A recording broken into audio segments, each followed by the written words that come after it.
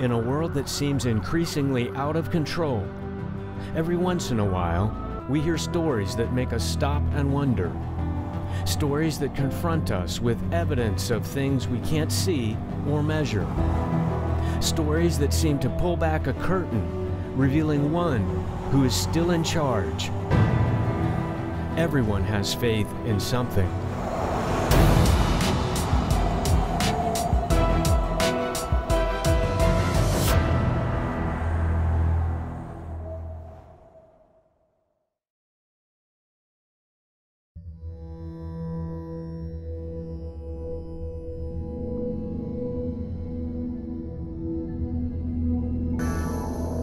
Brian came to the U.S. as a visitor from India, but he overstayed his visa so he could work and send money back to his struggling family. Later, he was joined by his wife and brother. I and my wife did file for our legal status. We got approved, but then again for our green card, our permanent residence, we had to file again. There was a lot of money involved in this process, and we were basically just working and paying the lawyers the money. And for some reason or the other, it always used to get denied. We used to appeal, it used to get denied, and this used to take like 5 years, 6 years, 7 years, and still we never had a legal status, and it was just going on and going on. Even though Brian was troubled, he was not without close friends. I met Brian about 15 years ago. He was working at an Indian restaurant, and he was a waiter there, and he was running the restaurant too. And we became friends because I was attending the restaurant quite a bit. I got close to one family. He was an Italian, his wife was a Filipino. So we actually grew very close to each other. When his wife and daughter came to the country, we became family friends. And we started socializing outside of the restaurant and had a kindred spirit together. Brian's one of those guys that's easy to trust. He's a real friend to you. My wife was carrying my child, in fact, and the child died in the stomach. And after that, the next week, my brother died. And after my brother dying, it was completely, I was lost completely. We got even closer after his brother passed away of a heart attack. And we were there together at that time, and the roots went a lot deeper after that. So it was like one after another things happening. And I never had my papers. So things were getting, real tough.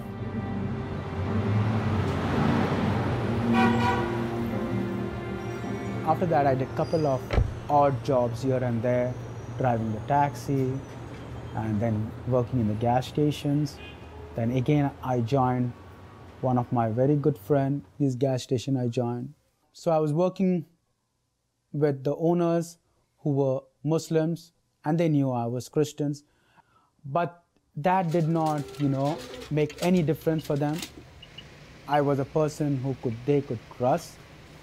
The customers, they knew me by name, in fact, because it was a while I used to work. Like I did 5, 6 years. They shared a very close relationship. Whatever house problems they had, they used to come and let me know about it. And in that neighborhood, that basically they say that neighborhood is a crime, lots of crime happening here, there, shootouts. But I never felt that, that fright, something is going to happen to me, because I used to be friendly with everybody over there, in fact. I did get my work permit and my social, but that also got denied because my sponsor couldn't show sufficient funds. And then my papers went to the court. Went to the court saying that as your papers cannot go more ahead, you have to go back to your country. You have to leave. Yeah, we had gotten a letter that says we were going to get deported. And I mean, my parents really never told me much, not to affect me, because I was like, oh, deported. Didn't really, I'm in 7th grade, didn't really understand what that meant or anything. So it wasn't like, oh, okay. I thought, oh yeah, we're going to India, that's fun. Haven't seen my grandparents. But to my family, that means back to suffering, back to hard work. So I was in a removal proceedings. That means they would send me back home to India. We used to ask ourselves, why is this happening to us? Why is this happening to us, And I knew a lot of people said that, you don't have to go back, you can still here, you have 10 years hardship with your children here, you can still live around. But my thing was already in the court. I couldn't. If I go any part of US, they would know with my car insurance or residence or anything that I would have been in trouble. So I said, you know what, I will leave. Neither they had to change the law or give everybody asylum, or, some new law had to come in. And that was nothing which would take place at that very moment.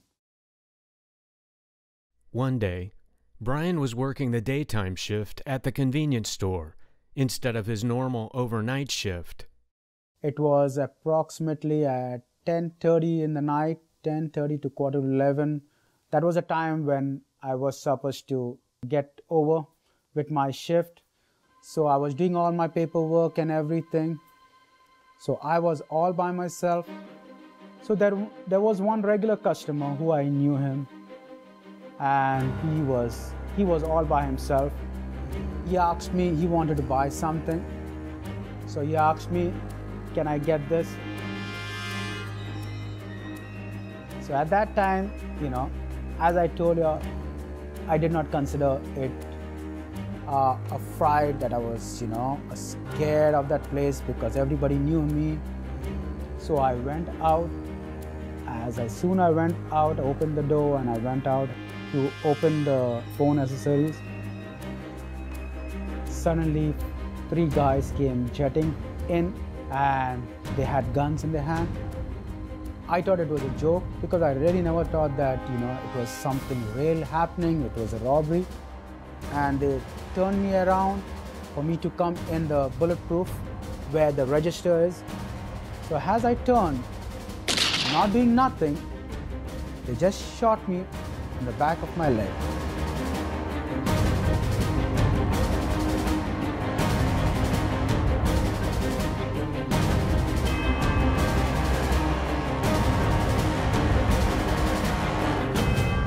After that, when I gave them the money, I was just praising God, and there was only 3 words I was continuously raising. Thank you, Jesus. Praise you, Jesus. I love you, Jesus. So once I opened both the registers, they caught me by my shoulder and they dragged me because they knew that in the office there was money in that. As they were taking me to the office, I seen a raise on the floor with golden words, Jesus, and I could see it. That was a time basically gave me more of that faith that nothing is going to happen to me, that, oh, Jesus is there with me, and here he is, but still I was telling these words, thank you, Jesus, praise Jesus, I love you, Jesus. I could hear the other person with the gun telling me, give me the money. And that's the time I told him, okay, take the money on the side, because I knew we always kept 100 ones. It was in the drawer.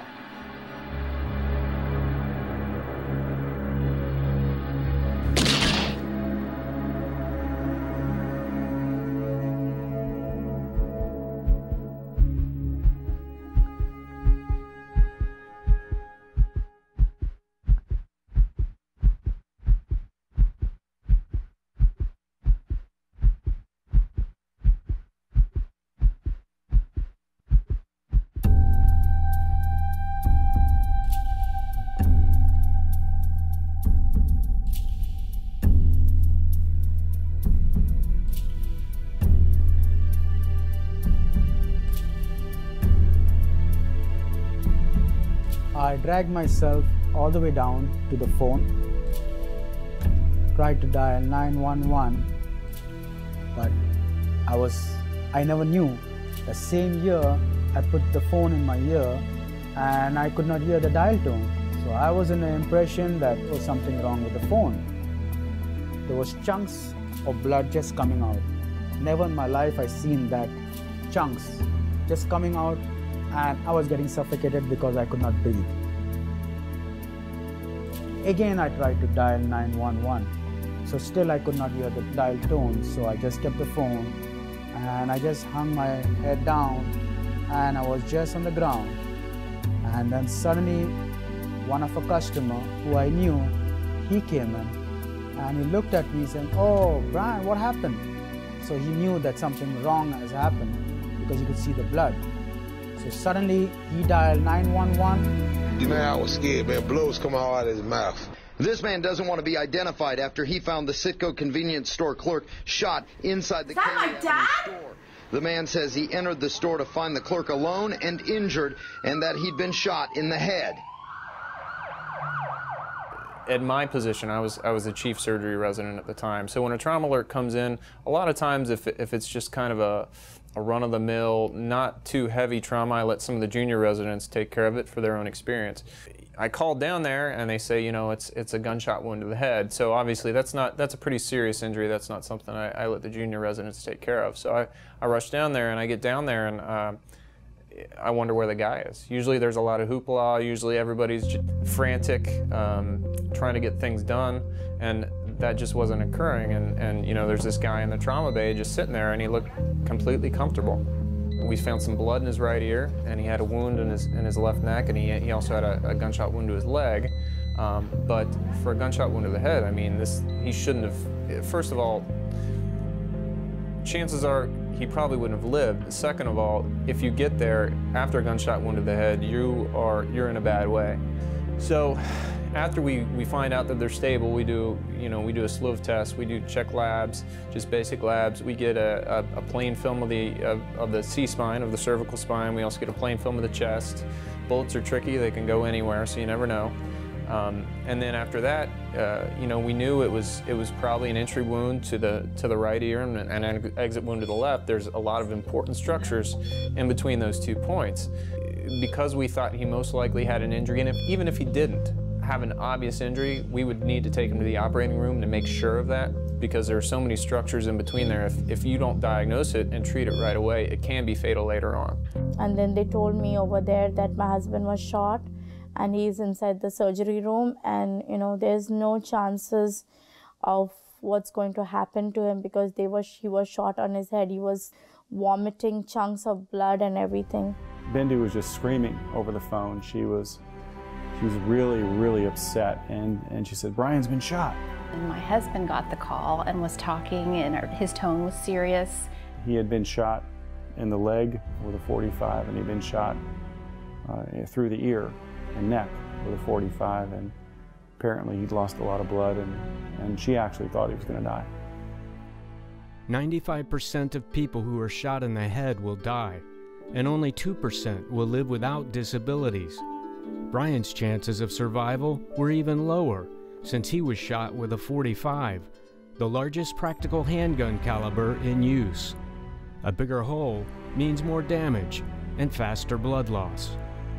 The bullet came in right here, but before it even got to the bone, it actually ducked down into the soft tissue, and it broke the mandible here, so it didn't completely traverse the bone. Now, if it would have done that, if it would have gone up, obviously it would have hit the brain, and that would have either killed him or resulted in pretty significant disability.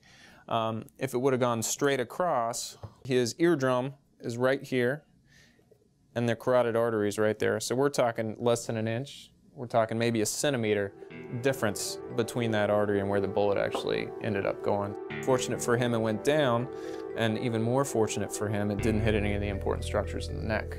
As it traversed the neck, it would have had to miss his windpipe, it would have had to miss his trachea, it would have had to miss his esophagus, which is directly behind it. Then, behind that, you've got the spinal column. So it missed all 3 of those structures on the right side, then it went across, and it essentially missed most of those structures on the left side. It barely caught part of his internal jugular vein, but barely caught it. I mean, we did fix it, but if it would have been a very significant injury, he probably would have died from it. When bullets hit solid objects, it causes them to tumble, so a bullet doesn't always go on a straight course. Once it hits something solid, it tumbles, and it can spin like a curveball spins. Fortunate for him, it took a spin, and it spun in his favor. I mean, it could have, with all these structures, it should have hit something. He said, you know what, Mrs. Fernandes, it's a miracle. I came and saw Brian. He was in a very bad condition, but I didn't think what's going to happen, but I would say it's a miracle. I saw thousands of traumas when I was at ORMC, and this was a standout. Because he basically just turned around and just point blank fired at the clerk. And, you know, God had to have been on the clerk's side because it looks like he's going to make it. But, you know, that's the devil at work right there. She was weak from, I guess, crying all night, but happy and excited that he had survived. He had survived the surgery, which nobody really initially thought he would. She had many people that were praying for him that night. It was like the dark night with a bright morning, and that morning was the best morning in my whole life because I got my husband back. Yeah. We actually left to see him the next day when she called us and said he made it. We were already planning on coming down for the kids' spring break within a couple of days. So we just pulled the kids out of school. It was like a second reason that became our main priority at that time. We've got to get down there. Later on that evening, we arrived in Orlando and we went to look for Brian in the hospital. But there wasn't anybody registered under his name in the hospital because he was shot. The people who shot him were still unaccounted for. So after getting through to Bindu on the phone, we kind of crept to the right area. And my wife and I wanted to bring the kids. We wanted them to see this miracle in action. When we got there, we were just kind of grossed out and didn't really want to look at him. We're like afraid of what we would see. Did you feel the same? Yeah, I was walking through the hallway. I was like all nervous, like, okay, let's do this. And I was like all nervous. But when I saw him, it didn't seem like he was speaking. You expect to see, you know, just so much awfulness in front of you. And even though there was that aspect, it was like his warm smile was still there. I just couldn't believe that he didn't have any real problems. I said, Brian, are you able to hear me out of your ear? Your bad ear where you got shot? He goes, yes. He had bandages. There was a lot of swelling around his neck. I remember seeing that. Tubes coming out, you know, just kind of draining, a lot of drainage. And he looked tired, just really tired, still groggy. To see that firsthand and to see the evidence of God's hand immediately, it's just surreal. For about a week or so, I never even got to go to the hospital to see my dad because he was in the critical care, and then I had my sisters, and we can't all go together, so I had to stay home for a while. Seeing your dad on the bed and he's in pain, it's really not, you know, good because he's had a heart attack before. He suffered so much. You know, he was just he was like in pain, so it was really hard to see him like that. And so it was really hard because I really love my dad, and then knowing that I could almost lose him really scared me. So it was really scary.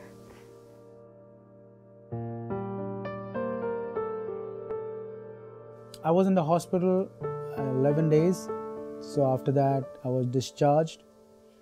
It was like my kids, Dad has come home, Dad has come home. Doing the bed, doing the cot, you don't do this, you don't do that. I said, Brian, are you in any pain? He says, no. I said, are you not taking any pain medicine or anything? I think he said he took Advil. Just, you know, that's just for the pain, you know, if I get some pain, but I'm not having. Because praise God, there's no pain. After this incident taking place, 2 months, I had good rest. I stayed with my family, and after that, I thought, as I'm okay, let's get back to work. He was excited to go back to that neighborhood and tell everybody I'm alive, and he was very proud that, you know, Jesus gave him a new life. But at the same time, when he told me he's going to go back to that gas station, I was a bit scared. I won't lie to you. Oh no, don't do that. You know, they're going to come back again. They're going to shoot you. And that's not the right place. You be in the house or you work somewhere else, but I'm not going to send you over there. So I just told her one thing. I said, what they had to do, they did. And God saved me. So I don't think so anything more than that. What more than that they can do?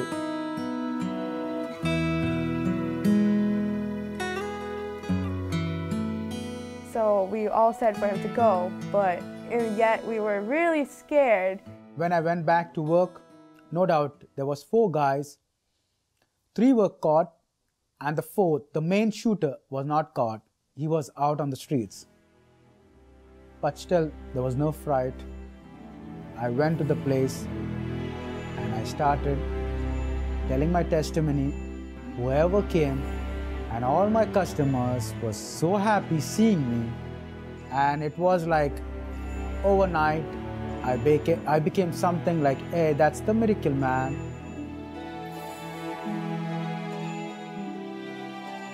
When I met Brian, he was actually in immigration court in what we call removal proceedings, which means that the government was attempting to remove him from this country. And the reason he came to me is that he was looking for what we attorneys call some sort of relief from removal or deportation. There is a very, what I would call, a rare type of visa that is available. The purpose behind the U visa, the reason that it's out there, is for the U.S. government to be able to know that their witnesses are going to be available for them when they are prosecuting the criminals. And they don't want the witnesses deported so they can't be in a criminal courtroom.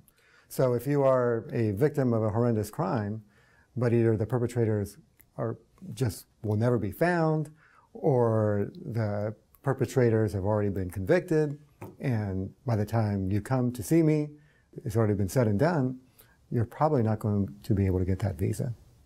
And then you have to have the local authorities wanting to assist, in this case, Brian, by signing an affidavit declaring that they need him and they need him to stay in this country.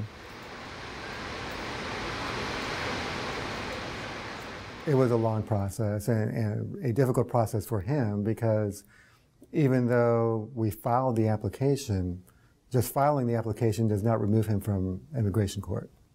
He had to be approved before the court would dismiss his case. And again, we needed some sort of relief. So this was the form of relief we were after, and the judge gave us the opportunity to go forward with it.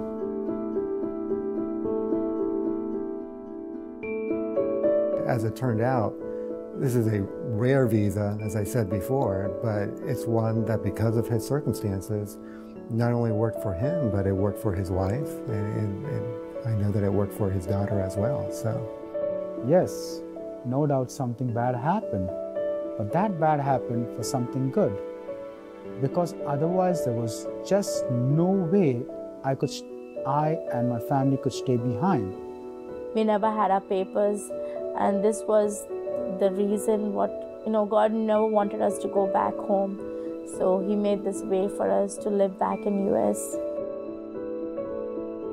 But more than these papers, I think Brian was back with me. That was more important, because I can live anywhere in this world.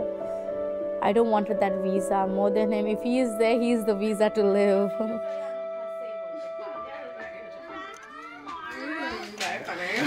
Yeah, mommy, please fix my tooth. That really, I cannot smile. I've already forgiven day one when they shot me. All 4 of them who was involved, who shot me, I had already forgiven them through my heart. And I would like them to ask forgiveness from God, because God loves them too.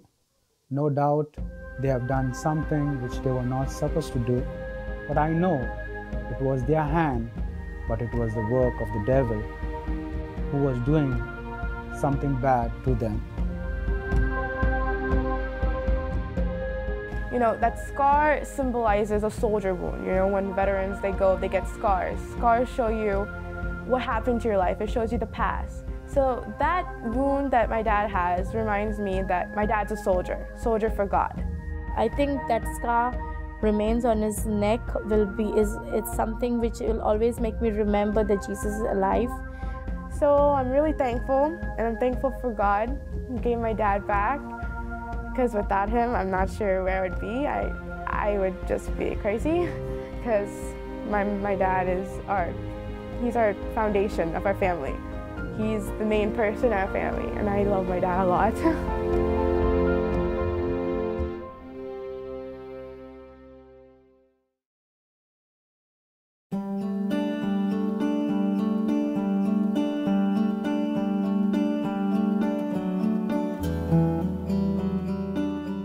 Marianella was a graduate student. When her school announced a mission trip to China, she wanted to go, but didn't have the money. And that's when I decided to go to my professor and my supervisor and ask for 1 week off so I can go work and do this literature evangelism. For those of you that don't know what that is, it's knocking on doors and sharing Christian books and health book material. So I went ahead and went with a group to Georgia. So it was really nice to have her along in the trip with us, that she had done it before and she could help us out. Those who were new, like me, this was my first time, we would get a bit more coaching on how to approach houses. If somebody really shut the door in our faces, don't take it personally, just keep your hopes up, keep praying. A good day was selling 10 books. That's over $100 a day. An excellent, superb day was selling 20 books a day. That's over $200. I knew that to accomplish the $3,000 that I needed for the trip, I would have to sell at least double. And I only had that week to work. We gathered together in a circle. I remember holding hands with all the other colporteurs and the leader.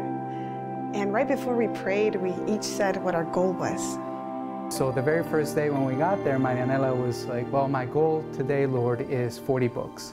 The 40-book goal was really a high goal, because it's really rare for somebody to sell that many. I kind of looked at her because I'm not a really firm believer for that high expectations. So I didn't think she was actually going to get it.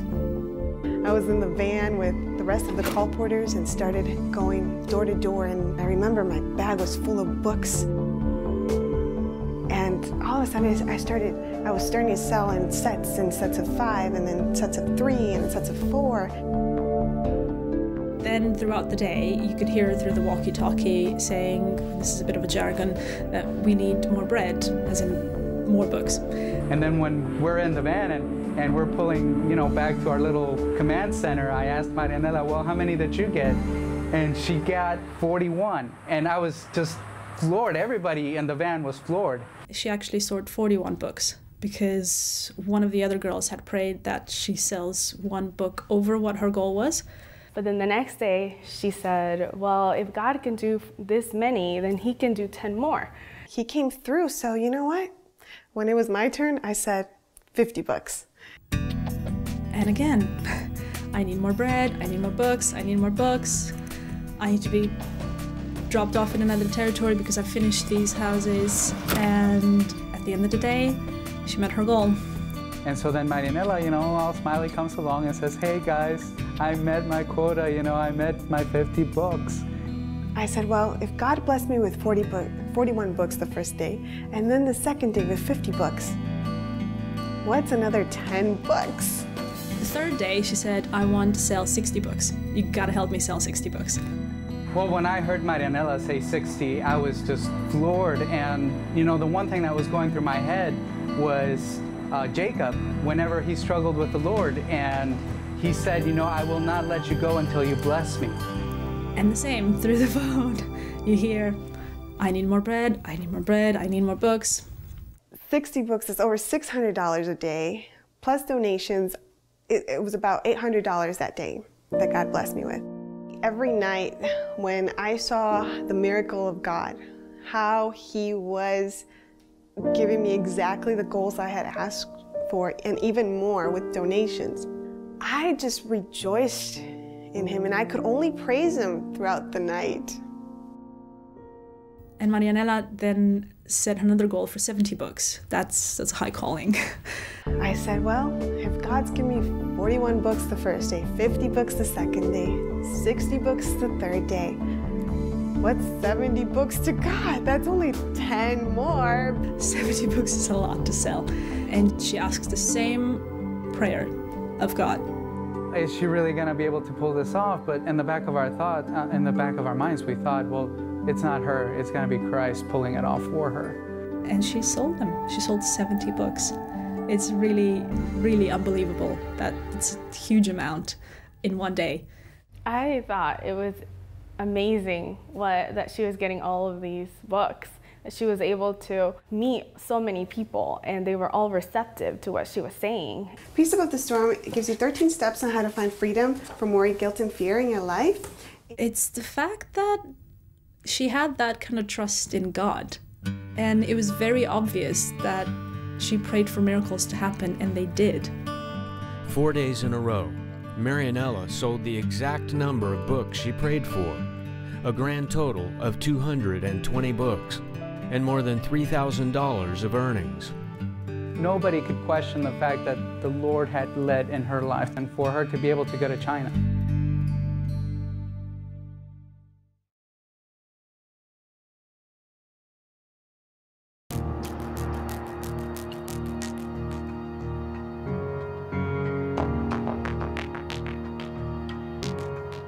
Although she was seeing a doctor for high blood pressure, Gladys was healthy and happily married.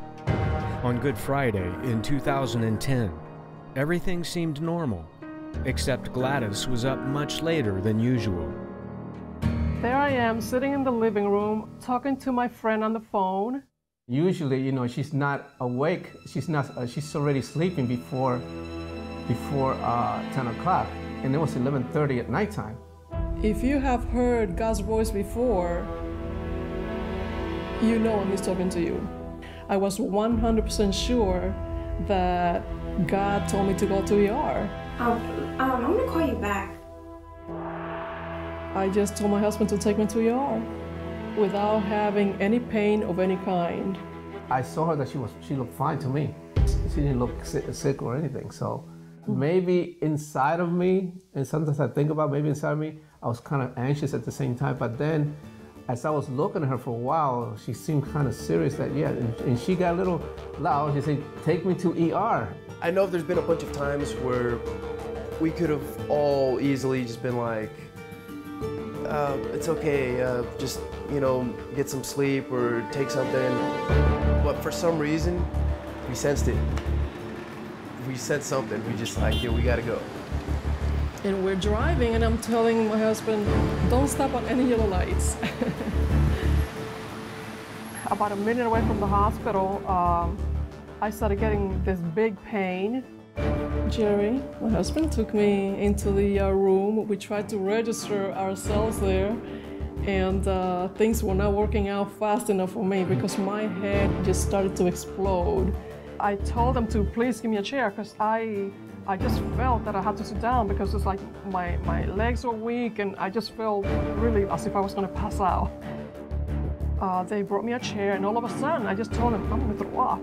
So they got me this bucket and I threw up like crazy. When they saw that I was throwing up and this pain was just exploding in my head, and they wheeled me into the emergency room to put me into the machine for a CT scan. I stayed quiet about it. I just didn't want to hear anything bad that was going to happen. And then I just was pacing back and forth and not knowing what to do. When they got me out of there, then all the doctors and the nurses, they all got together to talk about what they found and what they were planning to do. When we went to where you were at the room there, and you had so many things on you and stuff that to check your heart, you know, and the brain waves and all that. And I didn't even want to ask what was wrong with you. I was afraid to ask. I remember I was afraid to ask because I didn't want to hear bad news about it.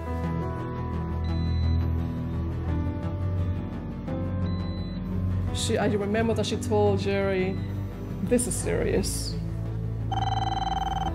We got a phone call from the emergency room And I was informed by the doctor on call that one of my patients had checked into the hospital, and then they told me the story. She had an aneurysm that was rupturing, and she developed a subarachnoid bleed. Now, the chances of somebody surviving that is maybe 1 in 1,000. When it ruptures, the blood gets into your cerebrospinal fluid, and then you get permanent damage. And once it starts bleeding, you generally cannot save anybody. But they were trying to decide which way to take me to Florida Hospital in Orlando South, if by ambulance or by helicopter. To tell you the truth, I mean, my fear of heights and my fear of flying is really, really, really bad. And since I have such a big phobia of flying, I just asked, why the helicopter? And she said, oh, because in a helicopter it only takes you from 5 to 7 minutes.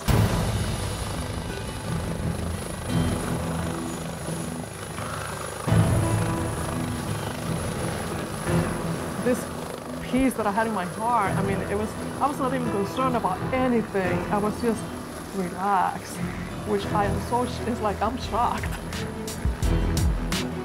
And I just look at the city of Orlando, and it looks so beautiful.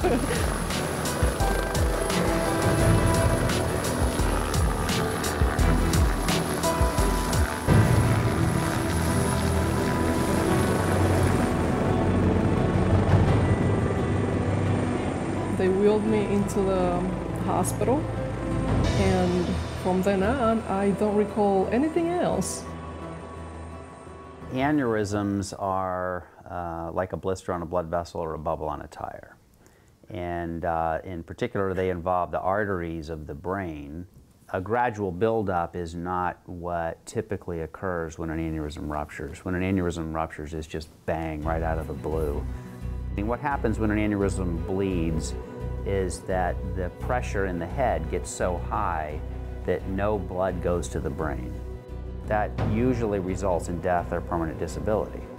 If the patient remains alive after the initial bleeding, then they get attention and we diagnose and work them up. So like in Gladys's case, her aneurysm had already ruptured when it was discovered. And so at that point, it has a very high chance of bleeding again. She has a lot to gain by being evaluated and treated quickly. I wasn't even all the way afraid yet. I was more like trying to comprehend what was going on. Like I didn't understand what was going on. This is meant to be an artery or blood vessel in the brain. And here, hanging off the back, is a bubble that shouldn't be there. So it really does look like a bubble on a tire. So with coiling, it's all treated from inside the blood vessel. We get into the blood vessel down in the groin. Here we've drawn another picture with a similar aneurysm. And now inside the blood vessel is a tube, and that's meant to represent a catheter. We put that into the aneurysm, and then through that catheter we put in pieces of wire that gradually fill up the aneurysm. And the goal of the procedure, like we said before, is to prevent the aneurysm from bleeding again, and the way to do that is to put in as many coils as we can. In general, the risks of treating an aneurysm the major risks are stroke or death. After they told us that the procedure was going to take place the next day, what they would have to do, when we went back home, then I actually felt it hit me. I started getting really depressed and stuff. And my sons, they were really there. I know what they were going through themselves. They were silent. They couldn't express anything. But I know inside of them, they were afraid of something was going to happen. I kind of dwelled on the same similar thoughts over and over again. Just like, am I going to lose her?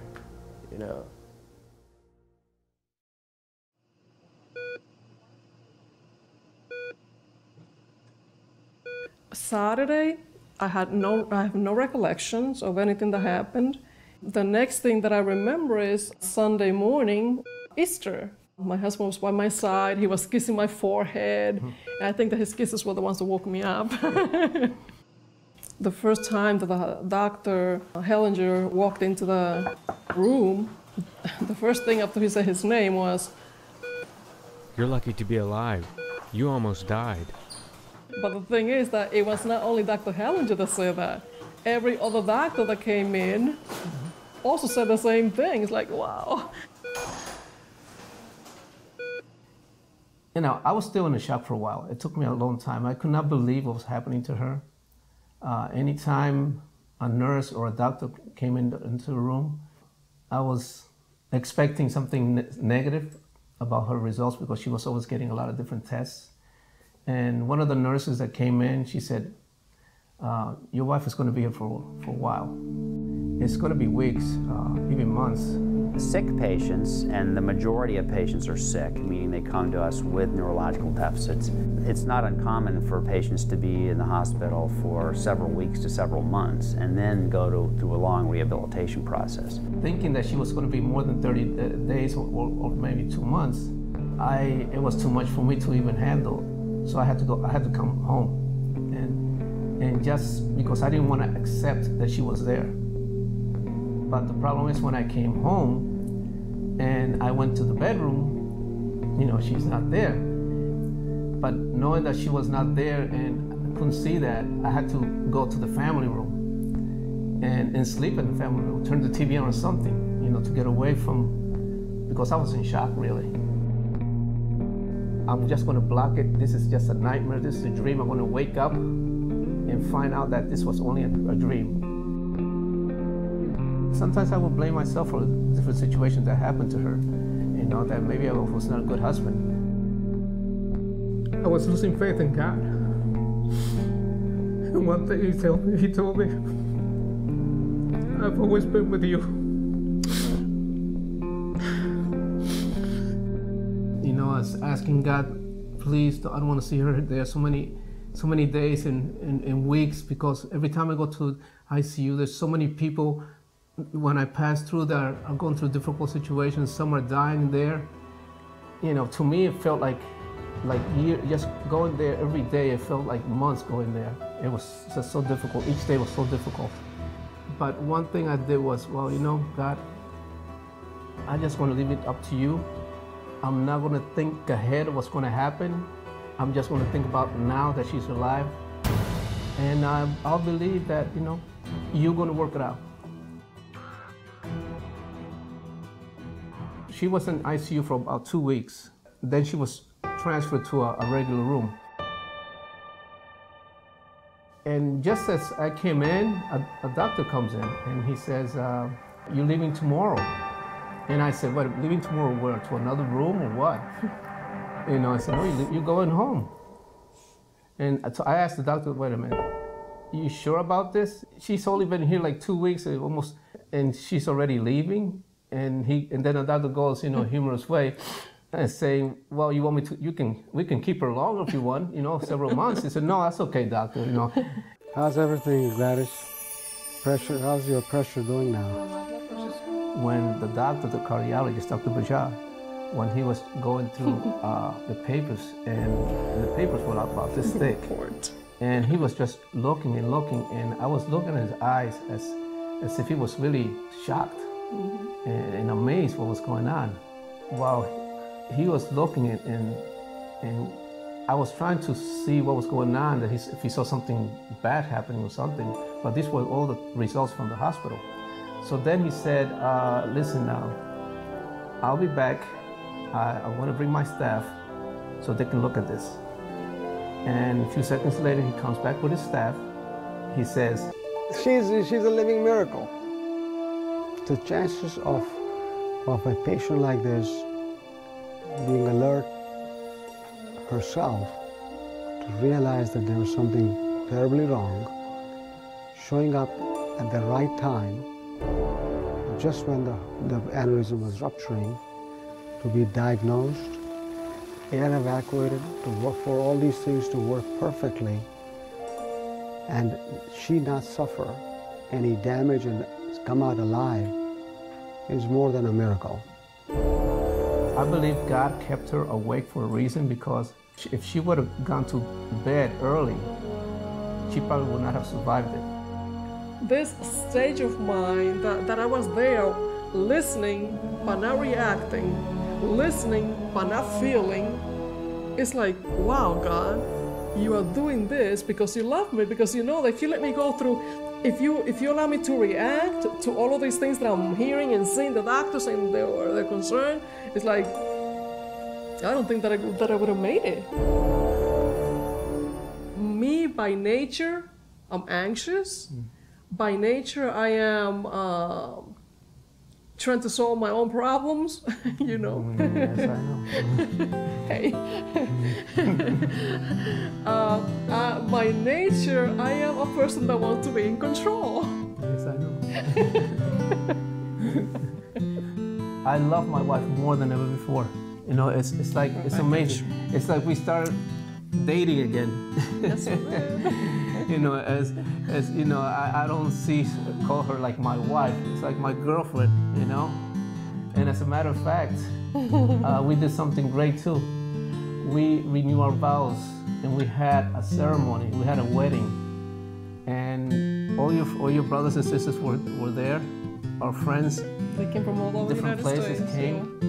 You know, to share that moment with us. And it was a celebration. Not only being together for 32 years, but also God giving you life. To me, that celebration was for you. Easter Sunday, that day now has a very special day for me. Now twice special. The resurrection of Jesus, and at the same time, I feel like I was resurrected too, because God had given me life one more time.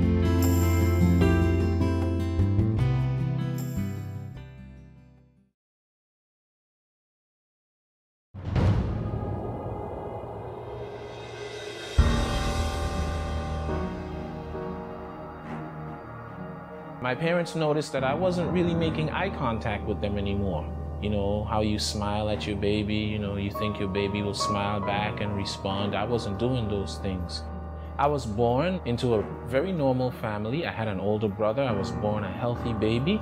One afternoon, after my parents were giving someone a ride home from church, we got into a very bad car accident. I was thrown from my mother's arms. My head hit the dashboard.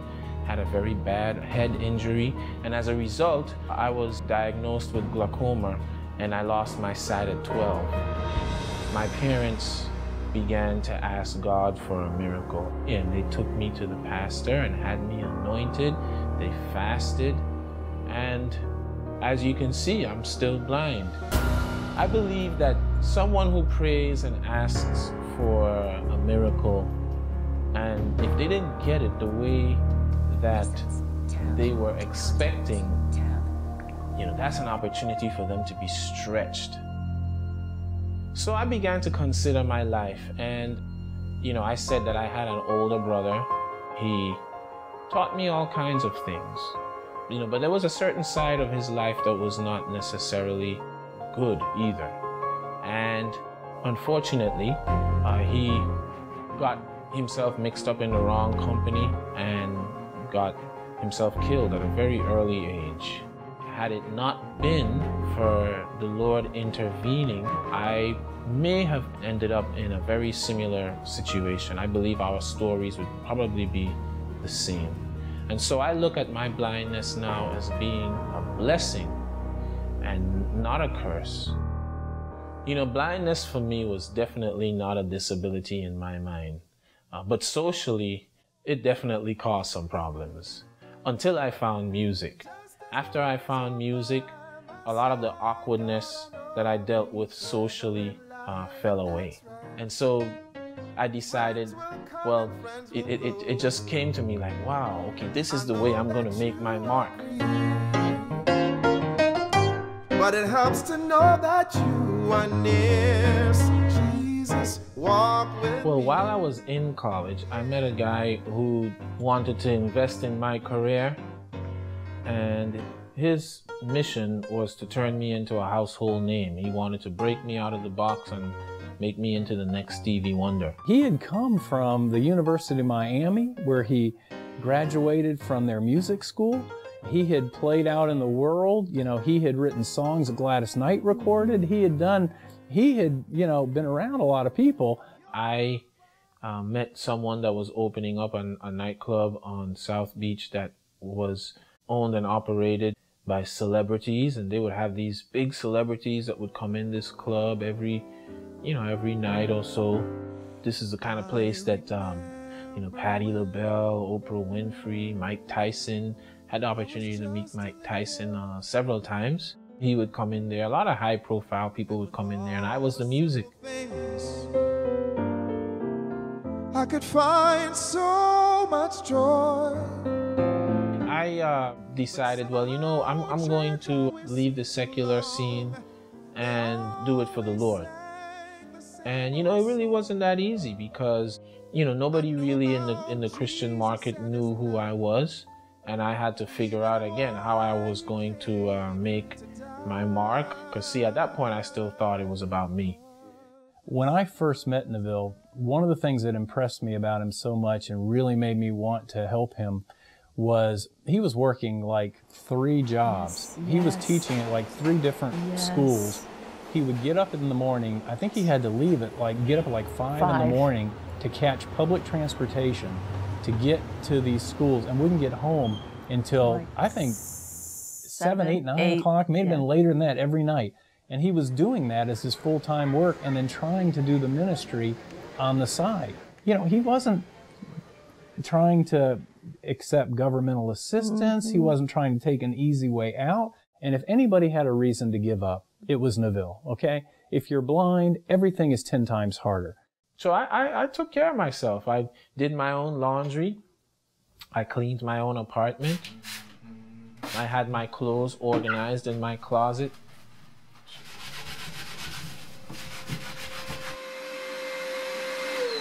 This is Neville? I said, Neville, what are you doing? He said, oh, I'm vacuuming. Now, I'm sitting there in my mind picturing, how does a blind person vacuum? Do they know what they've even gone over? But yet, that spoke a lot to me. Neville was living by himself in an apartment down in South Florida, and yet he cared enough about basic things like that he would be vacuuming to clean his apartment before the weekend began. Leaning up on a Friday afternoon. When you're not playing in the club and you can get a free complimentary meal, or, you don't have the money to stretch like that. So I called my mother. I said, Mom, how do you cook rice? And so I did exactly what she said, and voila, I was like, wow, I have rice. This is exactly how I learned to cook. I'm gonna put a little vegetable oil in here. Man, I feel like I'm on the cooking channel, man. His potato salad was, and I don't think my grandmother would be watching this, but it's better than hers.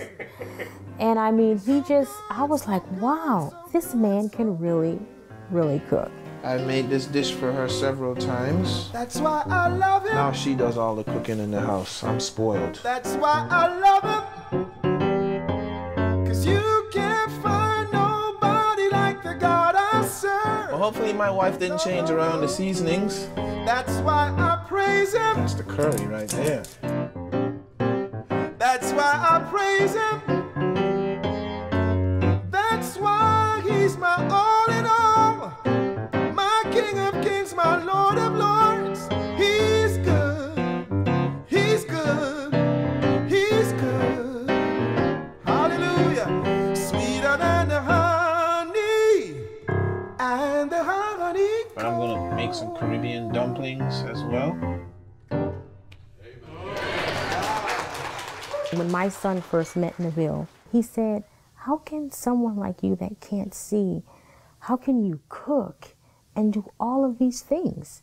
And Neville told him, he said, Christopher, you can do anything that you want to do. He said, if you trust in God and you believe in yourself and believe that you can do anything that you put your mind to, you can do it. And the sea turns to dry land when all confidence gives way to fear. Who shall? He takes it to a whole nother level. You can hear these other singers and their voices, and you say, man, they're really good. And then Neville opens his mouth, starts singing, you say, whoa. Are you faithful to all his commands? Are you one with him? But he sang at the White House. He sang at Carnegie Hall. There are not many people that ever get to sing at Carnegie Hall. And so then we go from those engagements back to little tiny churches where there was, a handful of people there. We were late for a flight one time at the airport, and we were rushing to get to it, and we happened to see an airport worker, a flight attendant or something, walking along, and we asked her where the gate was. She told us where it was, and we said thanks, and we took off running, but she stopped us, and she said, but wait, he can't go on the flight. And we said, well, what do you mean? We got tickets, we're late for the flight. She said, he's been drinking, he can't go on the flight. And I said, he's not drunk, he's blind. When I see Neville, I don't see a blind person. I don't see someone with limitations. I see a normal, beautiful person. You know, I do believe that the greatest miracles sometimes are not the most visible miracles. Because I think a lot of people who would probably be in Neville's shoes, they would just shrink. They would just give up. They would hold their hands up and say, I can't take this. But to be able to get up every day and to say, Lord, I'm thankful for what I have. I love my family. I love what I'm doing for you, even though there are challenges and there are struggles.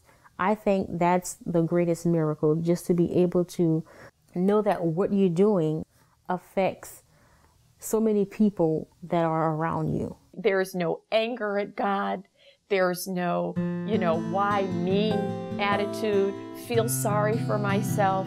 God is able to reach anyone in any situation, no matter the circumstances, and take a bad situation and make it good. And sometimes that good situation doesn't always mean that the person will be healed. It's a miracle that there's always been a peace and an acceptance of like, I'm okay being blind. It's okay. And he really means it. Let me take the time to tell you what I've seen. I've seen prayers being answered immediately.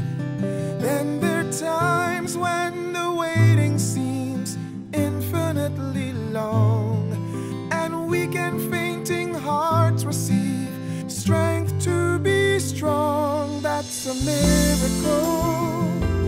It's a miracle, the kind that happens every day in a personal and special way. It's a miracle, I say it's a miracle. It's the kind that is too obvious for everyone to see. And the greatest miracle of all is happening to me. The Bible says, every eye shall see him. That includes blind eyes too. There aren't many things of which we can be sure, but let me give you evidence you can't ignore. I was a prisoner to my former life of sin, but freedom came my way one day, and now I'm born again, and that's a miracle. It's a miracle, the kind that happens every day in a personal and special way. It's a miracle, I say it's a miracle. It's the kind that is too obvious for everyone to see. And the greatest miracle